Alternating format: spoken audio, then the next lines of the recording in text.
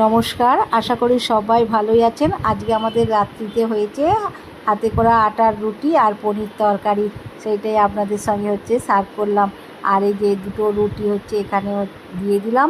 আর আজকে পনির তরকারিটা একটু রসুন পেঁয়াজ দিয়েই করেছি, একটু রিচ ধরনের করেছি।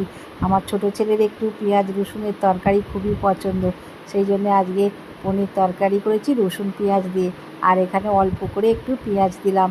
আর এই দেখুন পনির তরকারি, পনিরটা অল্প ছিল সেই জন্য গ্রেট করে ছোটো ছোটো করে আলু কেটে পনির দিয়ে করেছি। খেতে কিন্তু দুর্দান্ত হয়েছে। আর ভালো লাগলে চ্যানেলটিকে সাবস্ক্রাইব করে দিবেন, পাশের বেল বাটনটি অন করবেন, সবার সঙ্গে শেয়ার করবেন, লাইক করবেন আর কমেন্ট করে জানাবেন আমাদের রাত্রিতে রুটি তরকারি আর কেমন লাগলো।